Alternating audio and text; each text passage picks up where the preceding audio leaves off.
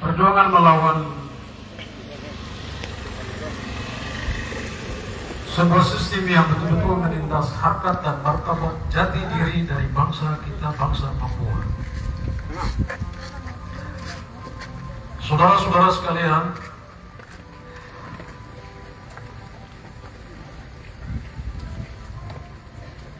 ketika kita bilang rasisme, kita harus ingat bahwa rasisme adalah penyakit. Rasisme adalah virus.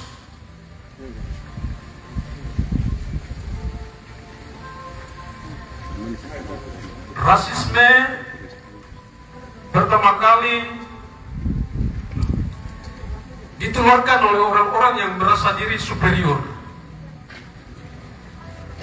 merasa bahwa ras lain lebih rendah daripada rasnya, merasa bahwa ras yang lain lebih primitif, terbelakang dari yang lainnya.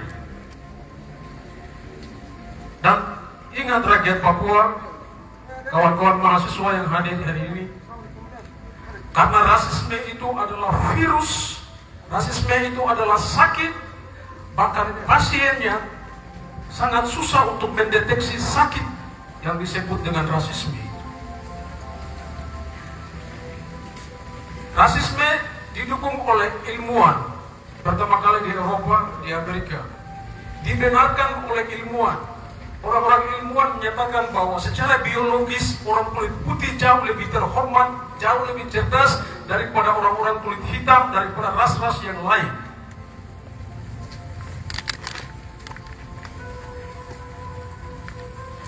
Penelitian ilmiah itulah yang menjadi pembenaran bagi kolonialisme, menjadi pembenaran bagi imperialisme untuk menguasai benua Afrika, untuk menguasai Asia, untuk menguasai Pasifik. Karena secara genealogi, secara biologi, mereka merasa bahwa mereka adalah orang-orang yang lebih cerdas daripada ras yang lain. Sehingga muncullah prasangka buruk terhadap bangsa lain, ras lain, bahwa bangsa dan ras yang lain adalah orang-orang yang terbelakang, primitif, orang-orang yang kelas bawah, orang-orang kelas 2, yang harus ditundukkan, yang harus dijajah, yang harus dikuasai, yang harus dibangun, yang harus dieksploitasi, yang harus menjadikan mereka sebagai budak.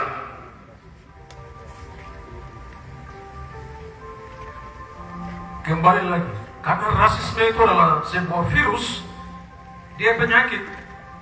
Kolonialisme membawa rasisme itu sampai pada wilayah Pasifik, Asia dan Pasifik, masuk di dalam budaya cara berpikir orang-orang Asia, orang-orang Indonesia, orang-orang Nusantara.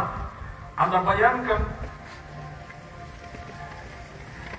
350 tahun lebih budaya rasis itu betul-betul tertanam di dalam beberapa generasi dan yang panjang di dalam generasi orang-orang Asia maupun Pasifik akibat dari kolonialisme. Dan karena dia virus, rasisme itu dari pelaku ditularkan kepada korban. Korban itu adalah orang-orang yang terjajah. Ketika Indonesia merdeka, Indonesia berhasil mengusir kolonialisme keluar, tetapi dia tidak berhasil mengeluarkan rasisme yang ditanamkan oleh budaya Eropa terhadap orang-orang Nusantara. Karena dia virus tadi, karena dia virus, dia menjadi budaya orang-orang Indonesia, menjadi inlander, orang-orang yang terjajah merasa bahwa mereka adalah orang-orang yang rendah harkat dan martabatnya.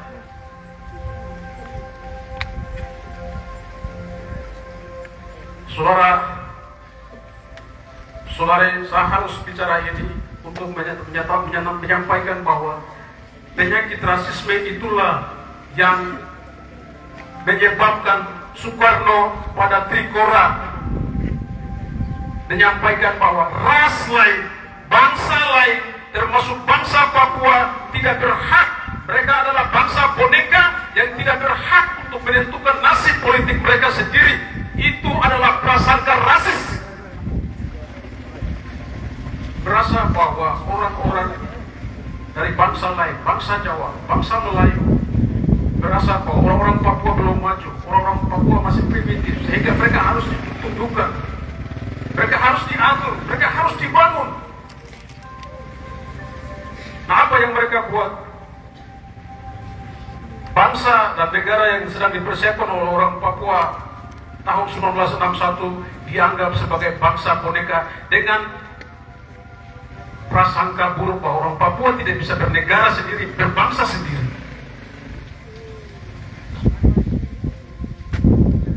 Kawan-kawan mahasiswa harus belajar ini.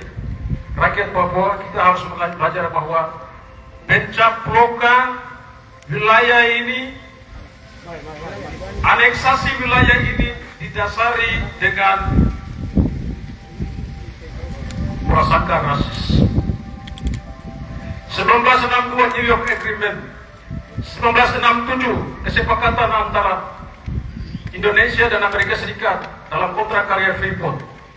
PPRA 69 tidak melibatkan satupun orang Papua karena dianggap bahwa orang Papua adalah orang yang primitif, orang Papua tidak berhak untuk menentukan nasib politiknya sendiri, orang Papua perlu diatur, sehingga semua perjanjian diatur berdasarkan kesepakatan sepihak antara orang-orang yang merasa diri superior, antara Amerika Serikat, Belanda dan Indonesia, tanpa memperhitungkan rakyat Papua sebagai selaku pemilik sah bangsa dan tanah air ini untuk menentukan nasib politiknya sendiri. Itu adalah rasis.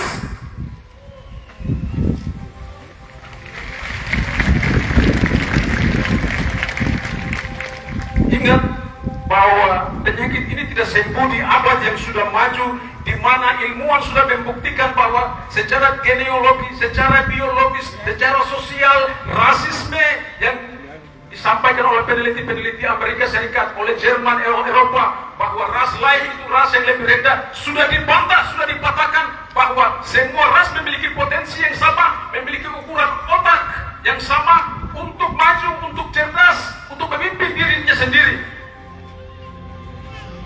Jadi ingat bahwa secara ilmu, secara ilmiah sudah membuktikan bahwa semua ras di dunia ini memiliki kesempatan yang sama, punya peluang yang sama untuk maju. Sama dengan bangsa Papua, kita punya hak untuk berdiri menentukan nasib kita sendiri, mengatur diri kita sendiri.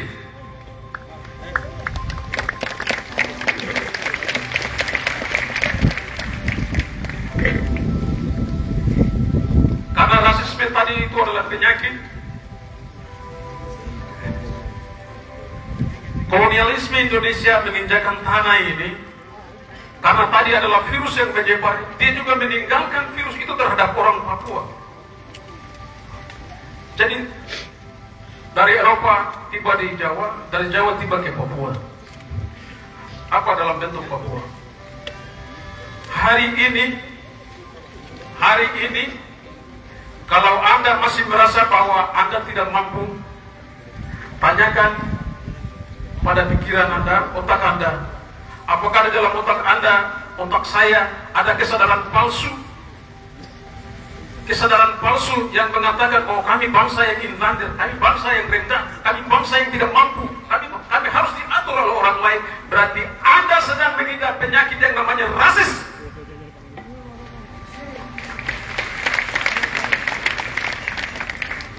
Tanyakan perut Anda, dari mana Anda sedang makan dan konsumsi setiap hari. Tanyakan kaki Anda, apakah kaki saya benar-benar menginjakkan kaki dan berdiri di atas sapnya tanah sendiri, ataukah hidup di dalam bayang-bayang? Tanyakan tangan Anda, apakah tangan ini sedang memeluk orang-orang yang ada di samping kau, atau kau lebih memeluk orang-orang lain untuk mencari kehormatan, untuk mencari posisi, untuk mencari jati diri. Kalau hari ini ada orang Papua yang mencari secuil harga diri di dalam negara Indonesia, harus mengemis baru bisa mendapatkan pekerjaan, harus mengemis baru bisa memperoleh partai ini, partai itu, posisi ini, posisi itu. Sadarilah bahwa virus yang namanya rasisme itu ada di dalam otak Anda yang tidak Anda sadari, dan Anda sedang mengatakan bahwa Anda adalah orang yang paling terbelakang.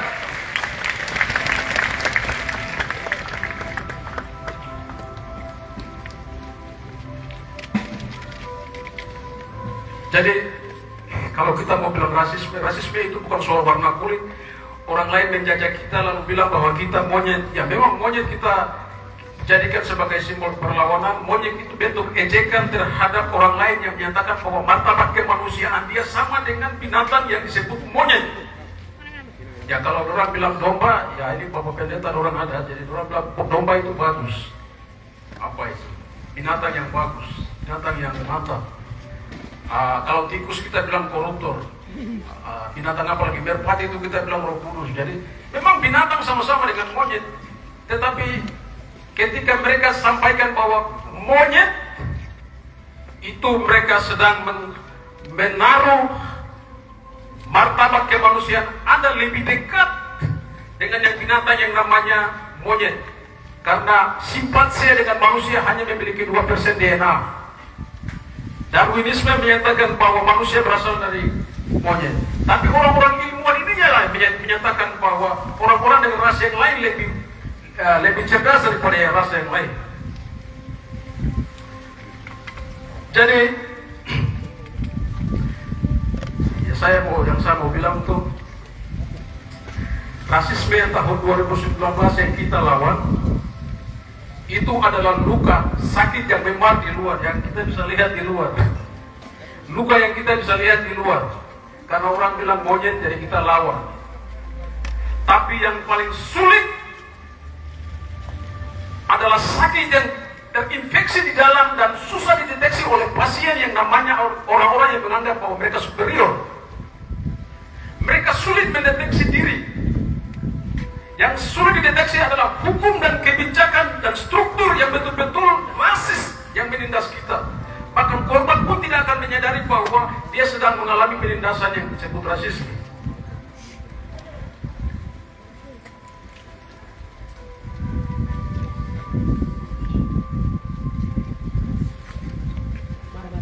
Hari ini sampai pas, tapi di pintu keluar, pintu kecil di Lapas Sabekura, saya tadi sampaikan kepada wartawan bahwa memang hari ini saya bebas hanya karena memperjuangkan luka kecil yang memang di luar yang terjadi tahun 2019 di Surabaya.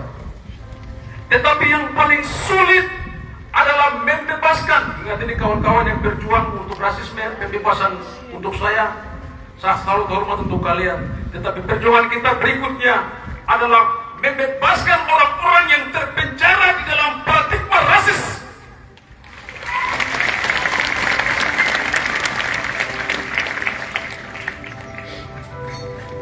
Orang-orang yang masih terkurung di dalam pemikiran rasis. Itu adalah penyakit.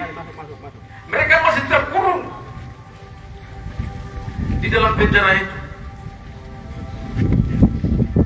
Tugas perjuangan kita hari ini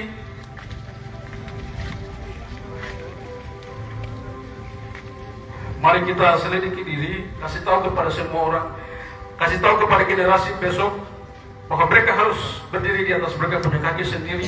Mereka harus bebas dari pemikiran-pemikiran yang rasis. Kita berulang kali saya katakan bahwa kita tidak bisa melawan rasis dengan rasis. Biarkan mereka yang rasis terhadap kita orang Papua, tetapi kita orang Papua, kita akan tunjukkan bahwa kita manusia yang bermartabat. Kita tidak akan rasis terhadap bangsa lain. Kami melawan bangsa lain, kami melawan penindasan, kami melawan penjajahan. Kami tidak melawan bangsa lain berdasarkan kulit, warna, rambut, dan segalanya. Kami menunjukkan bahwa kami manusia yang bermartabat, kami manusia yang bermartabat.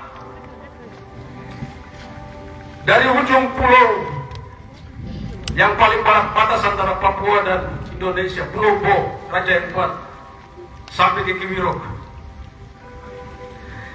Paling utara Pulau Bovendo, Mapendo sampai ke Al-Masyu, kita memiliki 414 bahasa. Orang bilang bahasa itu bahasa itu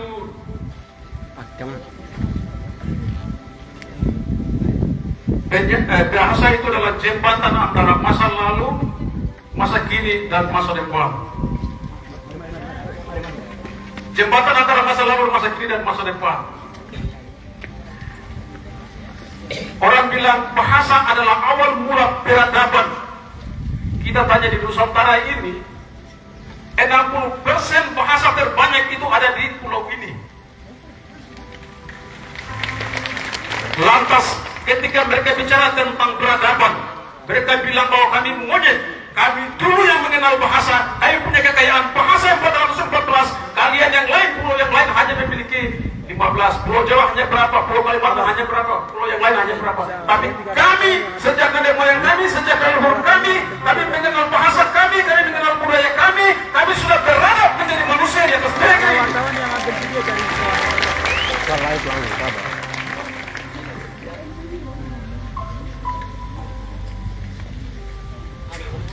Saya mau sampaikan, tinggalkan pesan satu hal. Kawan-kawan yang di mahasiswa, siapapun engkau yang bekerja dimanapun, ingat bahwa ketika penyakit rasisme ini tidak mampu kita atasi, Anda hanya akan menjadi boneka, Anda hanya akan menjadi alat pajangan, wayang, Anda hanya akan menjadi orang-orang yang tidak diperhitungkan. Berdiri di atas kaki kita sendiri, hargai orang lain, hargai teman lain. Kalau di dalam perjuangan, konteksnya ketika kita tidak mampu bersatu, kita tidak mampu menyayangi rakyat kita sendiri, kita tidak mampu berangkat dari tanah air kita sendiri, dan kita masih bergantung kepada kekuatan bangsa lain, kita masih berharap Amerika, kita masih berharap Inggris, kita masih berharap PBB, itu berarti watak rasis itu belum kita keluarkan dari otak kita. Karena kita tidak mampu merasa bahwa kita mampu berdiri di atas tanah kita dan kita usir penjajah. Saya mengajak bahwa perjuangan ini ada di atas tanah ini. Mari kita baku gandeng, siapapun organisasinya, mari kita baku gandeng. Kita mulai dari tanah ini, kita mulai dari negeri ini, kita mulai baku sayang, kita mulai baku gandeng. Perbedaan itu hal yang wajar, tapi kita tidak boleh runtuh. Kita tidak boleh runtuh. Kita harus maju. Kita harus maju karena harapan itu ada. Kita punya kekuatan suara hari ini. Mungkin orang lain menganggap bahwa kita hanya punya kekuatan suara. Tetapi kita, ketika kita bersatu dan kita bersuara, mulai dari aksi rasisme ini, Malcolm X itu seorang aktivis rasis di Amerika Serikat.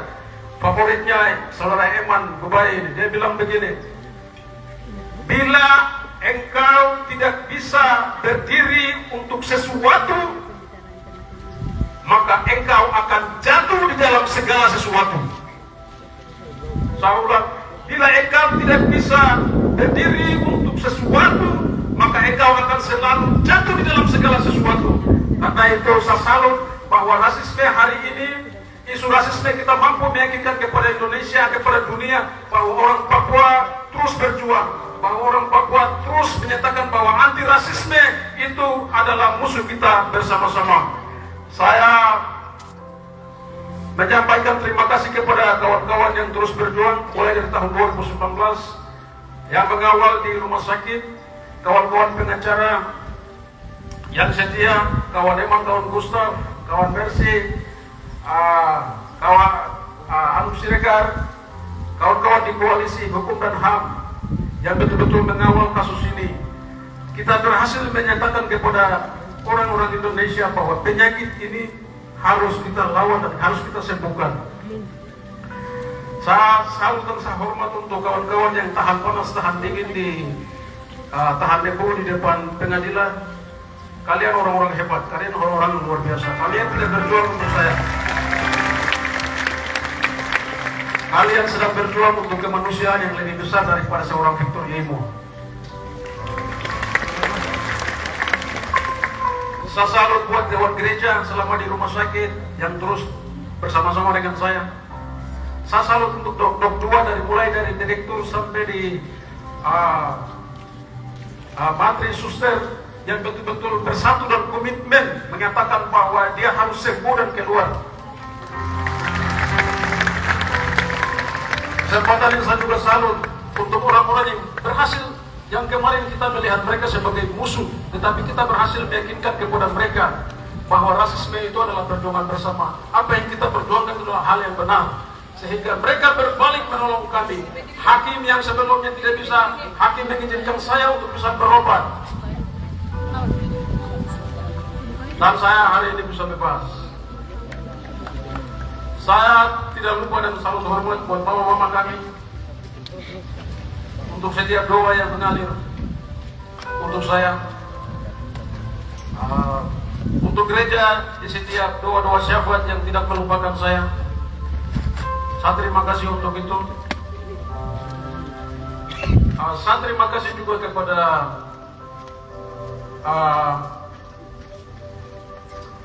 yang kemarin kita bilang lawan, tapi orang-orang polisi, orang-orang di LPAP Pura, pada akhirnya kampanye kita melawan rasisme mampu membuat mereka sadar bahwa apa yang kita perjuangkan itu adalah hal yang benar.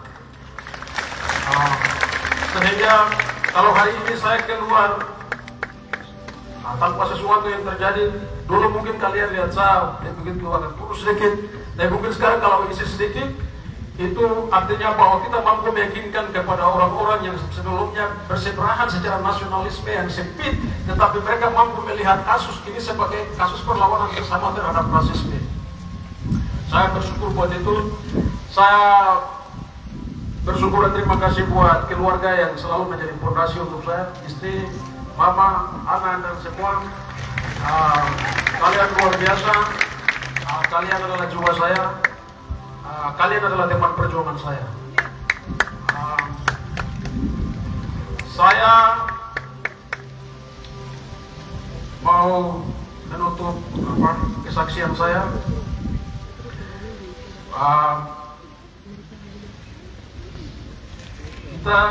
Saya secara pribadi, saya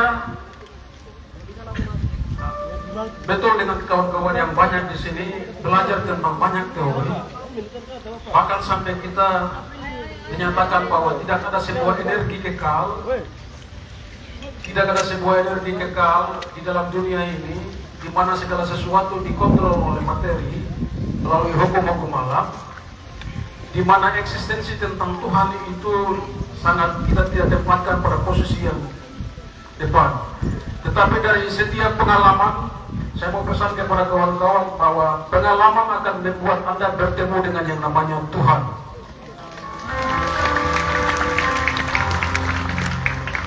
Pengalaman akan membuat mungkin hari ini kita tertutup oleh banyak hal, tetapi pengalaman itu akan membuat Anda percaya bahwa ada satu energi yang kekal yang akan mampu membuat menerobos apa yang tidak mungkin menjadi sesuatu yang mungkin. Oleh karena itu saya bersyukur buat Tuhan, saya bersyukur buat semua yang berdoa. Ini adalah keberhasilan.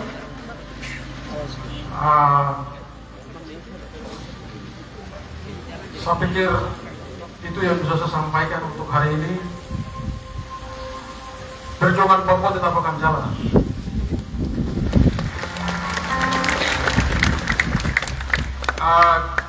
Kita bersyukur kawan-kawan kita yang datang, Tuan Marco Salo ada di sini, kawan-kawan yang lain ada yang baru pulang dari Vanuatu. Mereka datang dengan semangat persatuan. Saya harap supaya persatuan itu benar-benar kita wujudkan bersama-sama. Ketika pemimpin bersatu, rakyat bersatu, tidak ada yang tidak mungkin.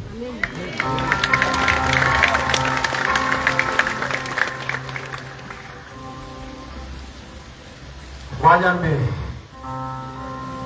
Jepun, Dorbomo, Foi, Kinaonahu, Amanoi, Koha, Koya, Wa.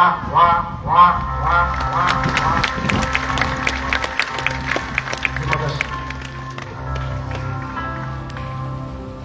Baik, break.